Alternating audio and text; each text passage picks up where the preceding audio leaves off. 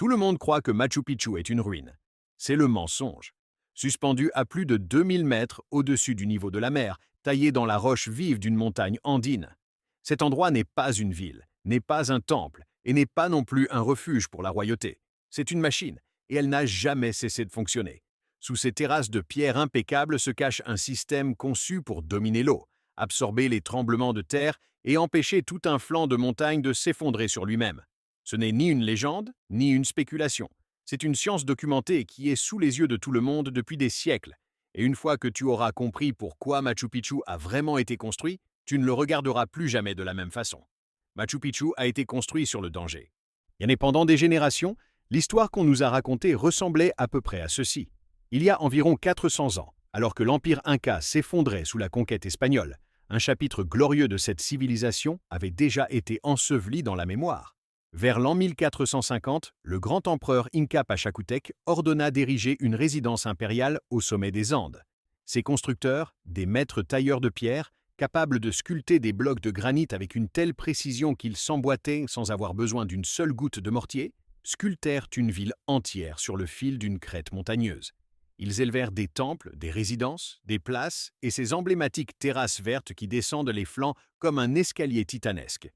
Les terrasses, nous a-t-on toujours dit, étaient des jardins. Avec des terres cultivées, une solution ingénieuse pour semer des pommes de terre et du maïs sur des pentes impossibles. L'ensemble était une retraite, un sanctuaire sacré où l'empereur pouvait s'éloigner du bruit de son empire et dialoguer avec le soleil. Voilà l'histoire, élégante, romantique. Et pendant longtemps, personne ne l'a remise en question, parce qu'il n'y avait apparemment aucune raison de le faire. L'image de Machu Picchu comme un paisible paradis montagnard est l'un des récits les plus persistants de l'archéologie. Elle apparaît dans chaque manuel scolaire, se répète dans chaque documentaire et est récitée par chaque guide touristique qui a jamais marché sur ces sentiers millénaires. Mais les histoires, même les plus belles, doivent tôt ou tard rendre des comptes face aux preuves. Et lorsque la science moderne a finalement pointé ses instruments vers Machu Picchu, elle n'a pas trouvé une retraite paisible. Elle a trouvé quelque chose qui n'avait aucun sens. Les géologues, les scientifiques qui étudient les eaux mêmes de la Terre, ont fait une découverte qui aurait dû réécrire tous les manuels du jour au lendemain. Ils ont confirmé avec des données solides que Machu Picchu repose directement sur l'intersection de multiples failles géologiques. Il convient de s'assurer que cela est bien compris. Une faille géologique est une fissure massive dans la roche-mère de la planète. C'est une zone de fracture, où les plaques tectoniques se frottent les unes contre les autres, où la pression s'accumule pendant des décennies et se libère ensuite sous forme de tremblements de terre. Une seule faille est déjà dangereuse. Un croisement de plusieurs failles est un endroit que tout ingénieur moderne marquerait sur une carte avec un cercle rouge et les mots « ne pas construire ici ». Machu Picchu n'a pas été élevé près d'une faille. Il n'a pas été construit à une distance prudente d'une faille. Il a été érigé exactement au-dessus du point où plusieurs failles convergent sur une montagne dont le squelette rocheux est fracturé et instable. Le sol sous ces belles terrasses n'est pas solide, il est brisé, il l'a toujours été, et les constructeurs Incas le savaient. C'est là que l'histoire cesse d'être confortable, parce que les Incas n'étaient pas naïfs. Nous le savons grâce à tout ce qu'ils ont construit par ailleurs. Tout leur réseau de routes s'étendait sur plus de 40 000 kilomètres, traversant certains des terrains les plus hostiles de la planète. Leurs autres villes étaient les positionnées avec une précision extraordinaire, tirant parti d'un sol stable, de sources d'eau et de défense naturelle. C'était une civilisation qui comprenait la Terre mieux que presque n'importe quelle autre dans l'histoire. La question devient donc inévitable, et c'est une question qui devrait t'empêcher de dormir. Pourquoi les constructeurs les plus habiles de l'Amérique ancienne ont-ils délibérément choisi d'ériger leur création la plus sacrée sur le terrain le plus dangereux qu'ils pouvaient trouver? Ce ne fut pas un accident, pas de l'ignorance. C'était une décision calculée, délibérée, apparemment folle. Et pour comprendre pourquoi ils l'ont prise, il faut cesser de regarder la surface et commencer à observer ce qui se trouve en dessous, surdimensionné. Avant de plonger dans les profondeurs, mais commençons par ce qui était déjà connu, parce que même l'ingénierie visible de Machu Picchu est stupéfiante quand on y prête vraiment attention. Les montagnes où se trouve cette ville reçoivent une quantité démesurée de pluie chaque année. Nous parlons d'environ 1950 mm annuels. Pour mettre les choses en perspective, c'est presque le double de ce qui tombe à Londres. Imagine maintenant toute cette eau tombant sur une ville construite sur le flanc escarpé d'une montagne criblée de fissures. Sans une quelconque intervention, tout le site aurait été emporté au bas de la montagne en quelques décennies. Boue, pierres, murs, tout disparu. Un brillant ingénieur civil américain nommé Kenneth Wright consacra des années à étudier comment les Incas avaient résolu ce problème. Et ce qu'il découvrit était tout simplement génial. Ces 700 terrasses que les touristes photographient et appellent à de beaux jardins ne sont pas de simples plateformes de terre. Chaque terrasse est un moteur de drainage multicouche, et la conception est si sophistiquée que Wright lui-même reconnut qu'elle surpasse en performance bien des systèmes modernes de gestion hydrique. Ça fonctionne ainsi. La couche supérieure est une terre végétale sombre et fertile, parfaite pour la culture. Mais sous cette terre se trouve une couche de sable fin. Sous le sable, une couche plus épaisse de gravier et de petites pierres. Et à la base même repose un soubassement de grosses pierres brutes. Quand il pleut, l'eau se filtre à travers la terre végétale, est épurée par le sable, puis s'écoule rapidement à travers la couche de gravier, puis s'éloignant de la surface avant de pouvoir s'accumuler ou générer de la pression. C'est une éponge géante et un tuyau de drainage fondu en une seule structure, répété 700 fois le long du flanc de la montagne. Ce système accomplit deux choses fondamentales. Premièrement, il prévient l'érosion. L'eau se déplace vers le bas à travers la terrasse, plutôt que de courir sur sa surface. C'est ainsi que la couche fertile reste en place. Les terrasses pouvaient soutenir des cultures pendant des siècles sans perdre leur productivité, bien que certaines terrasses aient certainement été utilisées pour une agriculture à petite échelle. Leur objectif principal était de maintenir la montagne tout en drainant un volume énorme d'eau de pluie. Mais la deuxième fonction est beaucoup plus importante. En drainant l'eau avec une telle efficacité, le système empêche le sol de se saturer. Et lorsque la terre sur une pente prononcée absorbe trop d'eau, elle devient incroyablement lourde. Ce poids génère de la pression, et cette pression peut déclencher un glissement de terrain, exactement le type de défaillance catastrophique qui effacerait une ville du flanc d'une montagne. Le système de drainage de Machu Picchu élimine ce risque en retirant l'eau de l'équation avant qu'elle puisse devenir une arme. Or, c'est là que ton instinct devrait commencer à t'alerter. Ce système fonctionne trop bien. Le niveau de précision ingénierie, l'effort colossal de construire 700 terrasses individuellement stratifiées, est disproportionné par rapport à l'objectif supposé. Si tout ce dont tu avais besoin était un terrain plat pour semer du maïs, un système bien plus simple aurait suffi. On ne construit pas un moteur de compétition pour déplacer un chariot de supermarché. Le système de drainage est surdimensionné d'un ordre de grandeur, ce qui signifie que les constructeurs ne s'inquiétaient pas simplement de la pluie, ils combattaient quelque chose de bien plus grand. Et pour voir ce que c'était exactement, nous devons descendre plus profond que Kenneth Wright ou quiconque ne l'avait jamais imaginé. Le squelette invisible. Pendant la majeure partie de l'histoire, il était impossible de regarder sous Machu Picchu sans le détruire. Fouillé et destructeur et lent, et le gouvernement péruvien, compréhensiblement, n'a jamais été impatient de laisser quelqu'un apporter un marteau-piqueur sur un site classé au patrimoine mondial de l'UNESCO. Mais la technologie nous a finalement donné un moyen de voir sans toucher. Les scientifiques déployèrent deux outils extraordinaires. Le premier est le radar à pénétration de sol, qui fonctionne en envoyant des impulsions d'énergie dans les entrailles de la Terre et en lisant les échos qui rebondissent. Différents matériaux, sol, pierre, poches d'air ou canaux d'eau, réfléchissent ces impulsions de manière distincte, créant une sorte de radiographie de ce qui est enterré. Le deuxième outil est la tomographie par résistivité électrique, qui fait passer un courant électrique inoffensif à travers le sol et mesure comment ce courant s'écoule à travers différents matériaux. Ces deux technologies produisirent la première carte souterraine complète de Machu Picchu, et ce que cette carte révéla fut franchement saisissant. Plus de 60% de la construction totale de Machu Picchu se trouve sous terre. Et cela mérite d'être répété, parce que c'est la donnée la plus importante de tout ce récit. 60%. Pour chaque pierre que tu vois en surface, dans les murs, dans les temples, dans les terrasses, il y a au moins une fois et demie plus de pierres cachées sous tes pieds. La ville que tu reconnais, celle des cartes postales, n'est que la pointe. La véritable structure est enterrée.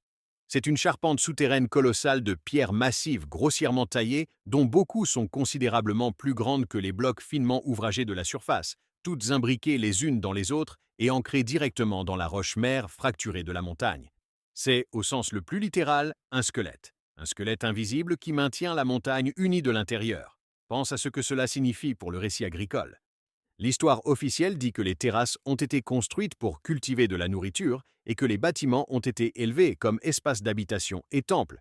Si cela était vrai, pratiquement tout l'effort constructif aurait dû se concentrer en surface, dans les parties que les gens utiliseraient vraiment.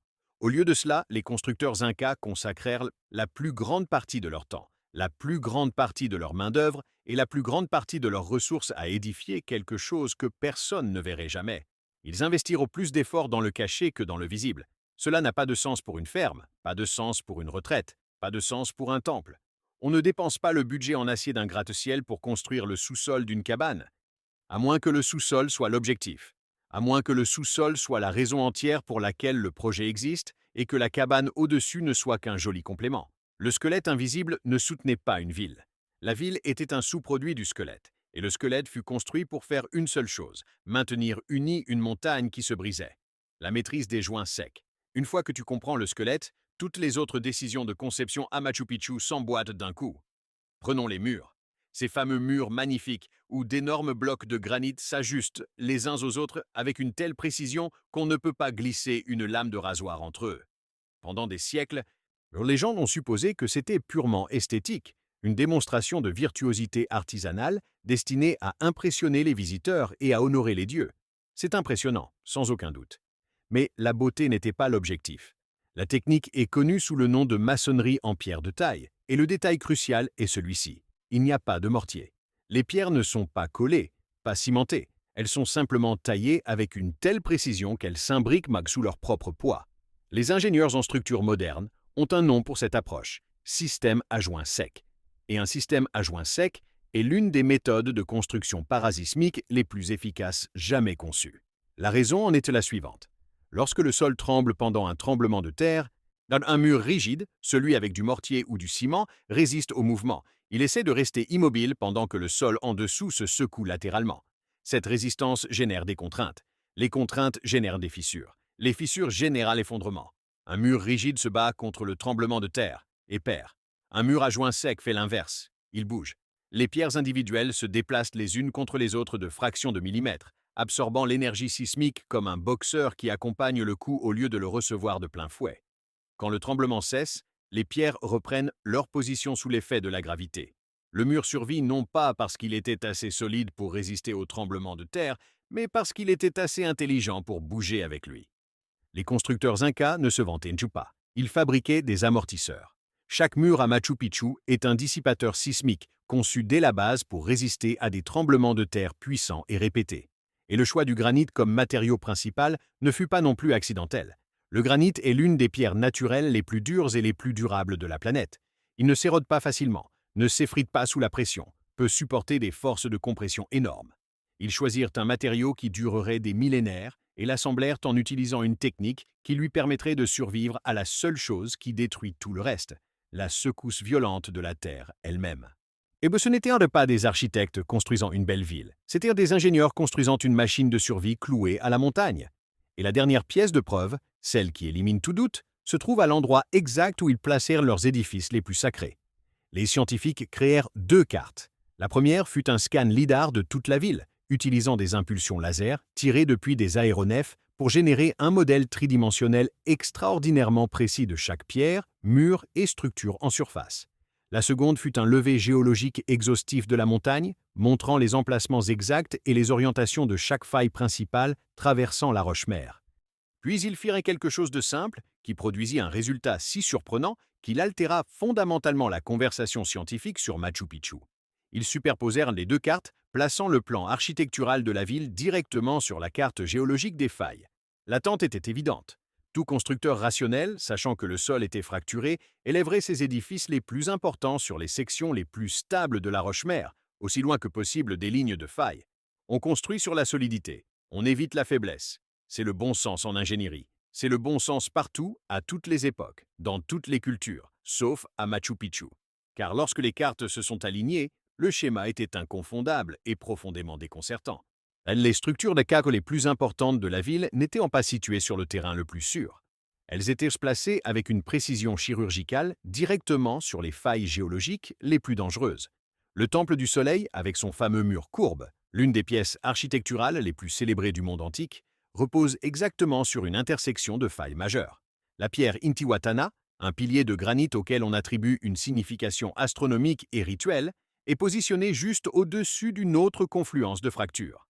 Le temple des 3 fenêtres, une autre structure d'évidente importance cérémonielle, s'aligne avec précision sur une autre fissure encore dans la roche-mère. 3 des édifices les plus sacrés et les plus soigneusement construits de toute la ville, tous placés sur les 3 points géologiquement les plus dangereux de la montagne. La probabilité que ce soit une coïncidence est essentiellement nulle. Ce ne fut pas un placement négligent, pas de l'ignorance. Ce fut un acte délibéré de ciblage. Les constructeurs identifièrent les points les plus faibles et les plus fracturés du squelette de la montagne et ancrèrent délibérément leurs structures dans les plus lourdes et les mieux conçues directement sur eux. Ils clouèrent la montagne. Chaque temple, chaque structure massive de pierre agissait comme une ancre géante enfoncée dans une fissure, maintenant ensemble les fragments brisés de la roche-mère. Les édifices les plus sacrés n'étaient pas sacrés seulement pour des raisons religieuses. Ils étaient sacrés parce qu'ils accomplissaient la fonction la plus critique de tout le complexe. Ils étaient à tous les clous qui retenaient une montagne dévastée. Avant Pachacútec. Si tout cela te met mal à l'aise, tant mieux, parce que ce qui vient ensuite empire les choses. L'histoire officielle dit que Machu Picchu fut construit sous l'empereur Pachacútec à partir d'environ 1450 après Jésus-Christ et achevé en quelques décennies. Un souverain, une génération, une phase constructive, nette, simple, s'intègre parfaitement dans les manuels scolaires. Mais l'ingénierie que nous venons de décrire ne tient pas dans une seule génération, et de loin. Le type de connaissances géotechniques incorporées dans Machu Picchu, la compréhension de la mécanique des failles, l'ingénierie du drainage, l'amortissement sismique et l'ancrage souterrain, n'est pas quelque chose qu'une civilisation invente du jour au lendemain. C'est un savoir générationnel. Mais c'est le produit de siècles d'observation, d'expérimentation, d'échecs et de perfectionnement. On ne construit pas quelque chose d'aussi parfait à son premier essai. On ne résout pas un problème aussi complexe sans une longue histoire préalable d'avoir résolu des versions plus petites du même problème. La chronologie officielle nous demande de croire qu'un seul groupe de constructeurs en une seule vie a développé et perfectionné un système de stabilisation de montagne que les ingénieurs modernes enviaient elles. Ce n'est pas crédible. Et nous avons maintenant des preuves physiques qui confirment ce doute. Des scientifiques extrayèrent du matériel organique, de minuscules fragments de charbon de bois et des restes de plantes dessous les pierres de fondation les plus profondes, et du matériel qui était resté piégé là lorsque ces pierres furent y posées pour la première fois. La datation au carbone 14 révéla qu'une partie de ce matériel est antérieure au règne de Pachacútec de plusieurs centaines d'années. Les fondations sont plus anciennes que l'empire qui est censé les avoir construites, mais il y a quelque chose d'encore plus révélateur. Les études au radar à pénétration de sol, qui révélèrent le squelette invisible, trouvèrent aussi autre chose, enterré dans les profondeurs sous les terrasses que nous voyons aujourd'hui. Un autre ensemble de terrasses plus anciennes, construites dans un style légèrement différent, mais employant les mêmes principes d'ingénierie fondamentaux. Le même drainage stratifié, le même ancrage profond dans la roche-mère. Machu Picchu n'a pas été construit en une seule phase. Il fut élevé par étapes, sur une période beaucoup plus étendue, par des personnes qui possédaient déjà cet extraordinaire savoir en ingénierie, bien avant que l'Empire Inca atteigne son apogée. La question de qui était l'une de ces personnes et d'où provenait leur savoir reste sans réponse. Mais les preuves sont claires. Les fondations de Machu Picchu sont plus anciennes que l'histoire qu'on nous a racontée, conçues pour survivre. Une théorie, aussi élégante soit-elle et aussi parfaitement qu'elle relie chaque pièce de preuve, reste une simple théorie jusqu'à ce qu'on la soumette à la pression et qu'on voit si elle se brise. Et une équipe d'ingénieurs modernes décida de faire exactement cela. Ils prirent cette hypothèse, cette idée que Machu Picchu n'avait jamais été une ville, mais une machine de stabilisation de montagne, et l'introduisirent dans l'un des outils les plus puissants que l'humanité ait jamais créé, un supercalculateur. Pas un ordinateur portable, pas un ordinateur de bureau faisant tourner des simulations la nuit, un supercalculateur capable d'exécuter des millions de calculs complexes par seconde. Le type de machine que les gouvernements utilisent pour modéliser des détonations nucléaires et prédire les trajectoires des ouragans. Ils commencèrent par construire un jumeau numérique complet de la montagne à l'intérieur de l'ordinateur. Chaque détail que des décennies d'études, de scans et de fouilles avaient révélé fut codé dans ce modèle. Mais les lignes de failles serpentant à travers la roche-mère comme des fissures dans un cristal brisé. Le colossal squelette souterrain de pierre brute ancré profondément dans la roche. Le système de drainage stratifié incorporé dans chacune des 700 terrasses. Les murs à joints secs conçus pour se déplacer et absorber l'énergie. Même l'emplacement précis du temple du soleil, de la pierre Intihuatana et du temple des 3 fenêtres directement sur les intersections de failles les plus dangereuses. Rien ne fut simplifié, rien ne fut omis, ce n'était pas une approximation, c'était la réplique numérique la plus précise de Machu Picchu qui ait jamais existé. Puis ils firent la seule chose que la montagne a enduré des centaines de fois au cours des 5 derniers siècles. Ils déclenchèrent un tremblement de terre, de grande magnitude. Autre le type d'événement sismique violent et dévastateur, dont la région andine est tristement célèbre. Le type qui renverse des bâtiments modernes en béton et fend les autoroutes en deux. Ils le déchaînèrent sur la montagne numérique et observèrent en temps réel comment chaque composant du système répondait. Les résultats ne furent pas ambigus, ne furent pas partiels, ils furent absolus. Le système fonctionna. Chaque élément se comporta exactement comme l'hypothèse le prédisait, non pas de manière indépendante, mais ensemble, comme une seule machine unifiée. Le squelette souterrain massif immobilisa la roche-mère fracturée, agrippant les fragments brisés de la montagne et les empêchant de se séparer. Le réseau de drainage maintint le sol drainé et léger, en éliminant la pression hydraulique mortelle qui aurait transformé les flancs en une coulée. Et les murs à joints secs en surface firent exactement ce pourquoi ils avaient été conçus. Ils bougèrent, se déplacèrent, absorbèrent l'énergie sismique qui montait d'en bas, agissant comme des amortisseurs qui dissipèrent la force destructrice du système avant qu'elle puisse provoquer une défaillance structurelle. Les temples postés sur les failles tinrent bon, leurs poids énormes appuyant vers le bas sur les points les plus faibles comme des clous chirurgicaux, maintenant un os fracturé en place. Le supercalculateur ne se contenta pas de confirmer que Machu Picchu pouvait survivre à un tremblement de terre. Il confirma que survivre au tremblement de terre était la raison entière pour laquelle Machu Picchu avait été construit. Chaque pierre, chaque couche, chaque mur, chaque terrasse, chaque temple, une machine, un seul but. Et après 500 ans, elle continue de fonctionner impeccablement. Alors nous revenons au bord du précipice, regardant Machu Picchu une dernière fois, mais maintenant l'illusion s'est dissipée. Ce qui semblait être de la beauté et de l'ingénierie. Ce qui avait l'air cérémoniel et structurel. Une montagne entière maintenue en silence par un système conçu des siècles avant que la science moderne ait le langage pour le décrire. 500 ans de tempêtes, de tremblements de terre et de pas humains. Et la machine ne s'est jamais arrêtée. Ce qui pose une question bien plus troublante. Si des constructeurs anciens ont pu cacher quelque chose d'aussi avancé en pleine vue, combien d'autres ruines continuons-nous à mal interpréter ?